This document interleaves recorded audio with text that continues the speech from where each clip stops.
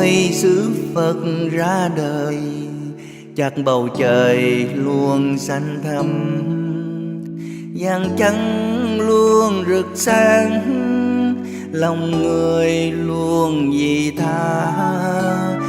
Nơi xứ Phật ra đời, nơi nào cũng đầy hoa, đàn chim vui ca hát, tình yêu luôn bát ngát.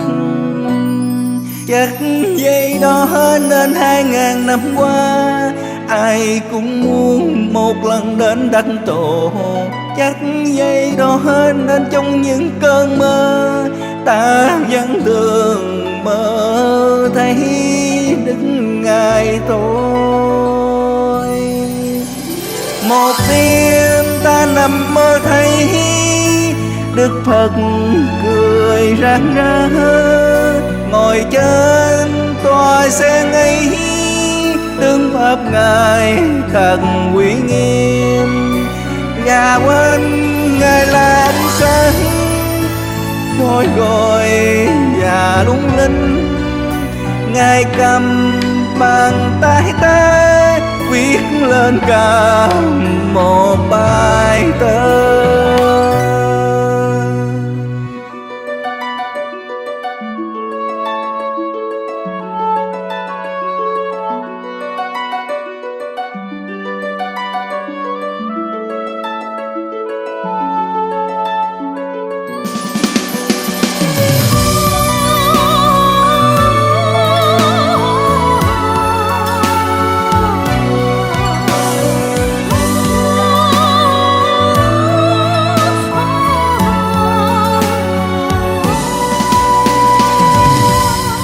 Chắc vậy đó nên 2000 năm qua, ai cũng muốn một lần đến đất tổ.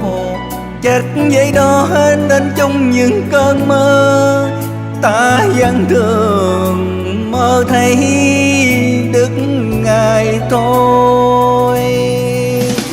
Một đêm ta nằm mơ thấy Đức Phật cười rạng rỡ, ngồi trên tòa sen ấy, tướng pháp Ngài thật uy nghiêm. Và quanh Ngài là ánh sáng soi gọi và lung linh. Ngài cầm bàn tay ta viết lên cả một bài thơ.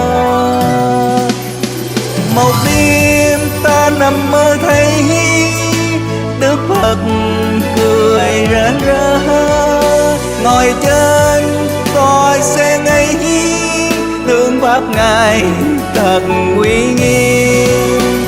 Và quanh Ngài là ánh sáng soi gọi và lung linh. Ngài cầm bàn tay ta viết lên cả một bài thơ. Ngài cầm bàn tay ta viết lên cả một bài thơ.